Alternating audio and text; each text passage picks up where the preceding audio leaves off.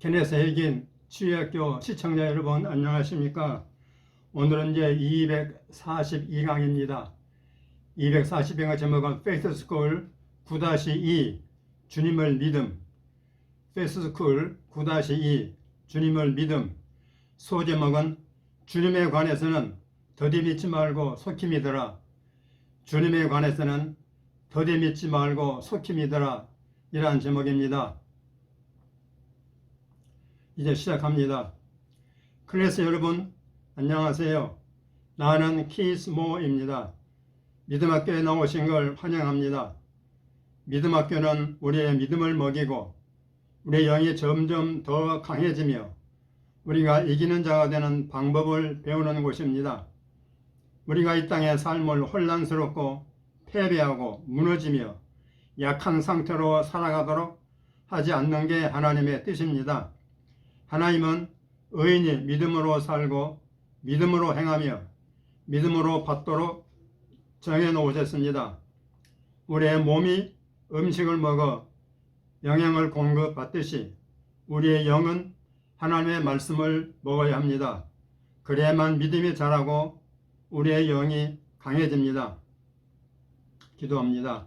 아버지여, 예수 이름으로 우리 모두 합심하여 기도하오니 우리에게 기름 부음을 주시고 필요한 말씀을 주시며 듣는 귀를 주시옵소서. 질문에 답을 주시고 문제에 해답을 주시며 우리의 다음번 발걸음과 주님의 계획에 방향을 주시옵소서. 주님이 우리에게 주신 모든 것을 영의 힘으로 붙잡고 원수 마귀를 대적하며 모든 장애물과 문제를 극복하고 주님의 정하신 대로 승리하는 자가 될 수 있을 때까지 우리를 세워주심에 감사하며 예수님 이름으로 기도합나이다. 아멘. 여러분의 교과서인 성경 창세기 15장을 펴십시오. 우리는 어제 주님을 믿는 것에 관해 얘기했습니다. 창세기 15장 5절은 이렇게 말합니다. 하나님이 아브라함을 이끌고 밖으로 나가 이르시되 하늘을 우러러 뭇 별을 셀 수 있나 보라. 또 그에게 이르시되 내 자손이 이와 같으리라. 이건 아브라함과 사라가 아이를 가질 수 없었을 때 들려주신 엄청 놀라운 말씀이었습니다. 어떻게 그런 일이 가능할 수 있었을까요? 그는 이제 그걸 믿을 건지 안 믿을 건지 선택해야 할 처지가 되었습니다. 6절은 왜 그가 성경에 기록되어 있는지를 말해줍니다. 아브라함이 여호와를 믿으니 했습니다. 그 문구에 주목하십시오. 그는 하나님이 존재하신다는 것을 믿었고 하나님은 그걸 할 수 있다는 것을 믿었습니다. 그는 주님의 성품을 믿었고 그의 신실하심을 믿었고 그들을 돌보시는 그의 사랑을 믿었고 그의 선하심을 믿었습니다. 그가 여호와를 믿으니 여호와께서 이를 그의 의로 여기시고 아멘. 자, 우리가 어제 한 가지를 살펴보았는데 오늘도 계속하려고 합니다. 믿는 것은 선택입니다. 여러분은 사람들이 이렇게 말하는 걸 들었을 것입니다. 미안하지만 나는 그걸 믿을 수 없어요. 그가 누구이든 그들은 무슨 말을 하든 어떤 상황에서도 그건 정확한 말이 아닙니다. 어떤 인간이든 자기가 믿기로 선택하면 무엇이든 다 믿을 수 있습니다. 어떤 인간이든 자기가 믿기로 선택하면 무엇이든 다 믿을 수 있습니다. 믿는 것은 추론에 근거하지 않습니다. 증거에 근거하지도 않습니다. 테스트 결과에 근거하지도 않습니다. 그것은 논리에 근거하지 않습니다. 이 정보를 당신에게 말해준 사람에 대한 당신의 평가에 근거하여 믿거나 믿지 않거나 합니다. 그러므로 하나님에 관해서 믿는 것은 정말 큰 일이며 그건 여러분 서로에 대해서도 마찬가지입니다. 주님이 우리에게 무언가를 말씀하셨는데 우리가 그걸 믿지 않을 때 그것은 우리가 그의 성품을 믿지 않기로 그 인격을 믿지 않기로 선택하는 것입니다. 이 말을 여러분은 이해하나요? 만일 주님이 우리에게 뭔가를 말씀하셨는데 우리가 그걸 믿지 않는다면 그것은 믿을 수 없다는 문제가 아닙니다. 우리가 좀 더 나아가면 모든 불신앙이 다 순수한 것만은 아닙니다. 악한 불신앙이라는 것도 있습니다. 무엇이 그것을 악하게 할까요? 또는 무엇이 이 불신앙을 저 불신앙과 다르게 할까요? 며칠이 지나가면 우리가 알게 될 텐데요.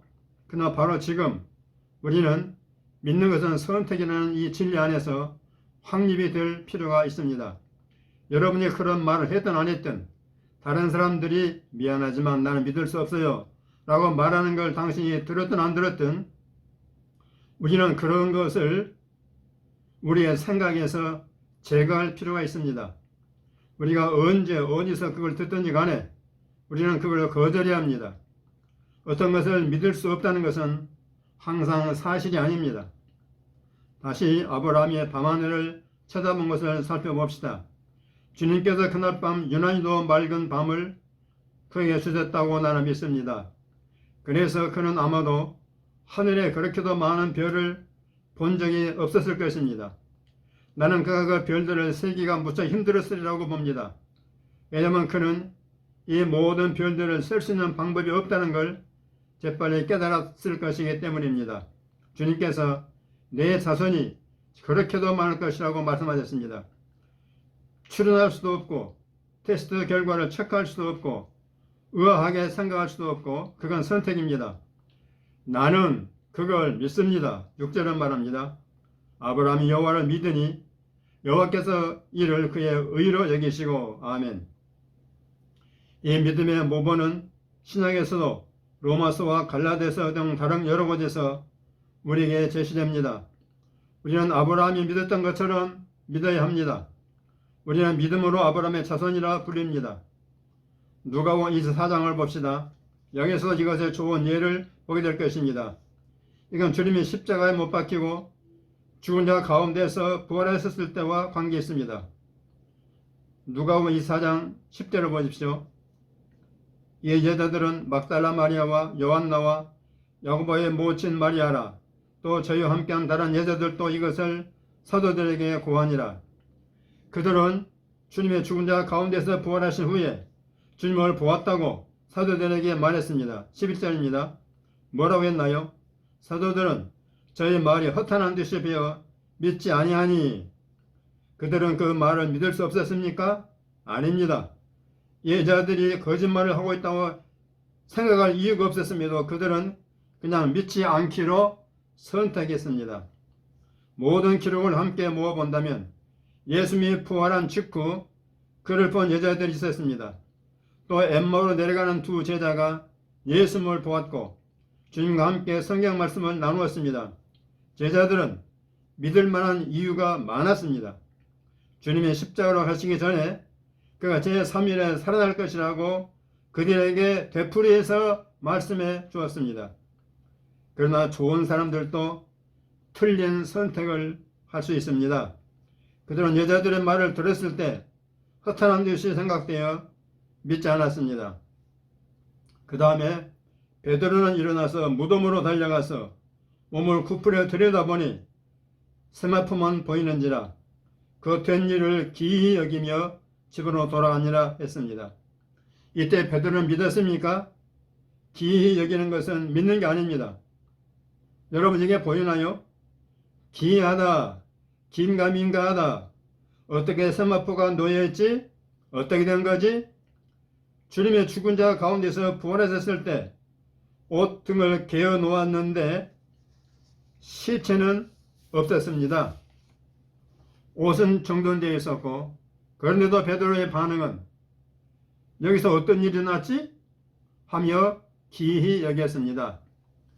내려가서 24절을 보십시오. 또 우리와 함께한 자 중에 두어 사람이 무덤에 가 과연 여자들의 말한 바와 같음을 보았으나 예수는 보지 못하였느니라 하거늘 25절입니다. 주님이 그들에게 말했습니다. 미련하고 선지자들의 말한 모든 것을 마음에 더디 믿는 자들이여. 그들이 더디 믿는 것은 주님을 기쁘시게 하지 못했습니다. 주님은 빨리 믿는 것에 관심을 가지십니다. 빨리 믿으십시오. 이것은 성공적인 삶을 이루는 특성이고 특징입니다. 우리는 빨리 믿을 필요가 있습니다. 빨리 회개하고 빨리 용서하고 빨리 순종하고 이게 보이나요? 더디 믿는 것은 좋은 특성이 아닙니다. 사람들이 그렇게 생각하는 이유는 그들의 자신의 영을 희생하고 대신 마인드를 훈련했기 때문입니다. 오늘날의 사회는 지식이 높아졌기에 많은 사람이 그것을 지성인의 특성이라고 생각합니다. 모든 것을 분석하고 탐색하고 생각하고 찾고 질문합니다. 그건 좋은 특성이 아닙니다. 그건 주님을 분노케 합니다. 그들은 주를 믿지 않습니다. 베드로가 여자들의 말을 들었을 때 그것은 주님이 이미 말씀한 것과 일치했습니다. 그들이 거짓말할 이유가 없었습니다. 그가 그 여자들의 말을 들었을 때 그들 안에 있는 하나님의 성령께서 그들이 말한 것을 증언했습니다.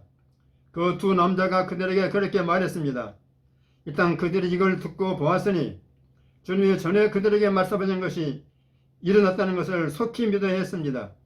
그러나 그들은 그렇지 못했습니다. 그래서 주님이 그들을 책망하셨습니다. 다른 9절 말씀에서도 그 모든 제자들을 주님이 끄집었습니다. 주님은 그들을 기뻐하지 않으셨습니다. 왜냐하면 그들이 더디 믿었기 때문입니다. 자, 믿음으로 말하십시오. 주님에 관해서는 나는 더디 믿지 않습니다. 나는 빨리 믿습니다. 우리가 이 얘기한 다른 것들처럼 여러분은 빨리 회개하기 바랍니다. 당신이 잘못했다는 걸 알 때 그것에 대해 또 열흘간 생각하지 마십시오. 당신이 잘못했다는 걸 알면 바로 인정하십시오. 그리고 빨리 용서하세요. 만약 누가 당신에게 잘못하면 그들에게 원한을 품을 권리가 없습니다. 만약 하나님께서 여러분이 행한 모든 것을 용서하셨다면 무슨 권리로 그들을 용서 못할 것입니까? 실제로 성경은 말하기를 우리가 서로를 용서하지 않으면 하나님께서 우리를 용서하지 않으십니다. 이건 진지한 말입니다. 여러 주간, 여러 달 기다리지 마세요. 내가 그들을 용서해야 한다는 걸 압니다. 며칠 내로 용서하겠습니까? 들썩으시다. 여러분이 그렇게 하면 여러분의 축복을 연기하고 있는 것입니다. 여러분의 그런 행동은 여러분이 원하는 것들을 스스로 밀어내고 있는 것입니다. 아닙니다. 속히 믿고 속히 회개하고 속히 용서하고 또한 속히 순종하십시오. 주님이 우리에게 뭔가를 하라고 지시하십니다.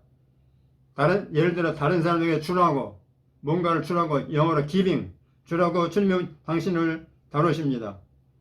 교회에 헌금하라고 합니다. 또 미니스트리에 giving 하라고 합니다. 동역자에게 주라고 이웃 사람에게 주라고 나그네에게 주라고 말합니다.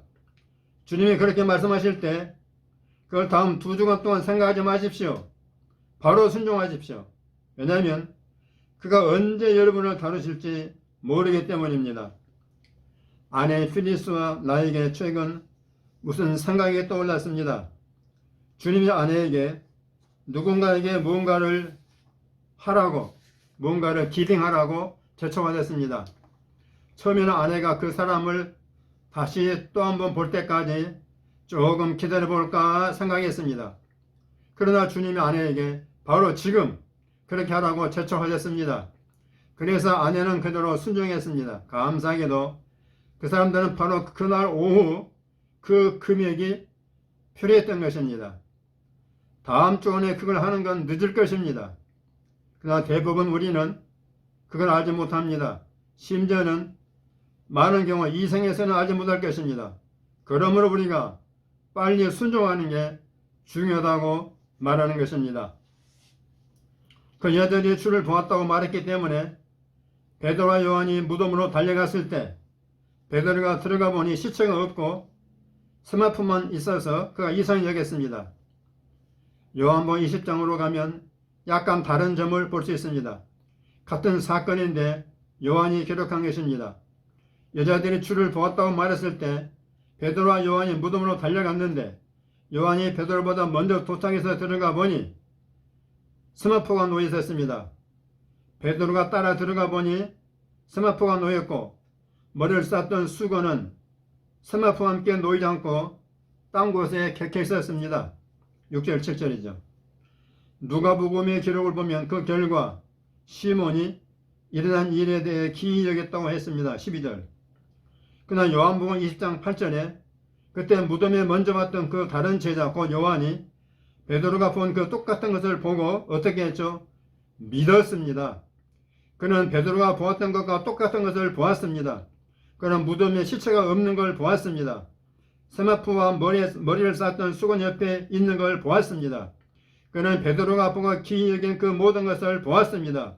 요한은 그것들을 보았고 그것으로 좋겠습니다. 그는 믿었습니다. 아멘. 여러분 이게 보이나요? 믿음은 선택입니다. 맞아요. 요한은 바로 그 자리에 서 있었습니다. 그는 기이 여기기로 선택할 수도 있었습니다. 그는 누군가가 와서 시체를 훔쳐간 것 같다고 말하기로 선택할 수도 있었습니다. 우리는 여기서 무슨 일이 있었는지 모르겠다면서 의아해 여길 수도 있었습니다. 그러나 요한은 그렇게 하지 않았습니다. 사실 하나님의 성령께서 요한을 사용하여 요한복음을 기록하게 하셨습니다. 그리하여 그의 책에 100번 이상 믿는다 라는 단어가 나옵니다. 그의 모든 장에서 몇 구절 건너면 믿는 것에 대한 말이 나옵니다. 그래서 학자들은 요한복음을 가리켜 믿음의 복음서, 믿음의 복음서라고 부릅니다. 실제로 그 책의 끝부분에서 요한이 말했습니다. 만일 예수가 말하고 행한 모든 것이 기록된다면 이 세상이라도 이 기록된 책을 2개 부족할 줄 안다고 했습니다. 그러나 이것을 기록함은 너희로 믿고 영생을 얻게 하려 함이라고 했습니다. 그러므로 요한은 더디 믿지 않았습니다. 그에게는 믿음의 계시가 있었습니다. 하나님을 신뢰하고 하나님을 믿는 것이 얼마나 중요한가의 계시가 그에게 있었습니다. 그가 믿는 데는 하루 종일에 걸리지 않는 사람이었습니다. 그는 그걸 보았을 때 그의 추론이 방해하게 하지 않았습니다. 그는 여자들이 말한 것을 알았습니다. 그는 예수님이 말한 것을 알았습니다. 그건 그가 믿기에 충분했습니다. 여러분, 이게 보이나요? 요한은 믿었습니다. 그러나 베드로는 착한 사람이었지만은 요한이 본 것과 똑같은 것을 보았지만 아직은 믿기로 선택하지 않았습니다. 반면 요한은 즉시 믿었습니다. 여러분은 도마 이야기에 친숙합니다. 베드로에게 일어났던 것과 아주 유사한데 훨씬 더 두드러지지요. 요한복음 20장을 봅시다. 그렇게 하기 전에 먼저 디모데전서 1장을 봅시다. 뭔가 좀 더 살펴볼 게 있거든요. 우리는 주님께 수업을 인도해달라고 기도를 요청했습니다. 때로는 다음 부분으로 가기 전에 뭔가를 더 얻을 필요가 있습니다. 여러분이 더 잘 이해하게 됩니다. 신약성경에는 2 종류의 불신앙이 있습니다. 디모데전서 1장 13절 바울이 하나님의 성령에 감동하여 이렇게 말했습니다. 내가 전에는 회방자요 핍박자요 포행자였으나 도리어 긍휼을 입은 것은 내가 믿지 아니할 때 알지 못하고 행하였음이라 했습니다. 여기서 바울이 믿지 아니한 것을 묘사하는데 이는 알지 못하는 무지 때문이었다고 말합니다. 그래서 이런 종류의 불신앙을 우리는 무지에서 나온 불신앙, 영어로 ignorant unbelief라고 부릅니다. 그러나 히브리서 3장 8절에 보면 매우 다른 종류의 불신앙이 있습니다. 사람은 알지 못하기 때문에 믿지 못할 수 있습니다. 그러나 히브리 3장 8절에서는 노하심을 격동하여 광야에서 시험하던 때와 같이 너희 마음을 강팍케 하지 말라. 12절 형제들아 너희가 삼가 혹 너희 중에 누가 믿지 아니하는 악심을 품고 살아계신 하나님에게서 떨어질까 염려할 것이오 했습니다. 만약 여러분이 히브리서 3장 전체를 읽어본다면 그가 이런 걸 묘사하고 있음을 발견할 것입니다. 여러분의 단어들을 찾아보면 실제로 원어에서는 설득되지 않는 것에 대해 말하고 있습니다. 설득될 수 없는 것, 알지 못한 결과로 오는 불신앙이 있습니다. 그러나 또 다른 불신앙이 있으니 곧 하나님의 계시 안에서 믿기를 거부하는 불신앙, 이것을 가리켜 악한 불신앙이라고 합니다. 심지어 수많은 확증적 증거가 있는데도 불구하고 여전히 믿지 않기로 선택할 수 있습니다. 자, 뒤에 가서 이것은 다루겠지만은 또 다른 문구가 있습니다. 사람들이 나는 믿을 수 없어 라고 말할 때 그건 누가 그렇게 말했던 부정확한 문구입니다. 또 다른 말이 있는데 사람들은 보는 것이 믿는 것이라고 말합니다. 그건 완전히 맞지 않는 말입니다. 보는 것이 믿는 것은 아닙니다. 요한과 베드로는 똑같은 것을 보았고 똑같은 것을 들었습니다. 그런데 베드로는 그것에 대해 기이 여기기로 선택했고 요한은 바로 그 자리에서 믿기로 선택했습니다. 나는 사람들이 내게 이렇게 말하는 것을 들었습니다. 만약 내가 기적을 볼 수 있다면 그걸 믿겠다고, 내가 그걸 보아야만 하겠다고, 그걸 내게 증명해 주세요 라고 말입니다. 만약 내가 치유 기적을 볼 수 있다면, 내가 표적이나 기사를 볼 수 있다면 그러면 나는 믿겠다고, 내게 보여달라 그럼 믿겠다고. 그러나 그 모든 개념은 사실이 아닙니다. 여러분이 무엇을 보든 여전히 선택을 해야 합니다. 그걸 믿을 거냐 안 믿을 거냐 선택해야 합니다. 나의 할머니와 증조 할머니는 10년 전에 하나님 엄청나게 사랑하시던 치유 부흥사의 집회에 참석해서 극적으로 치유를 받았습니다. 나의 할머니는 손에 암 종양이 생겼는데 열애 전 이야기입니다. 의술로 치료를 받을 수 없어서 사망 선고를 받은 거나 다름없었습니다.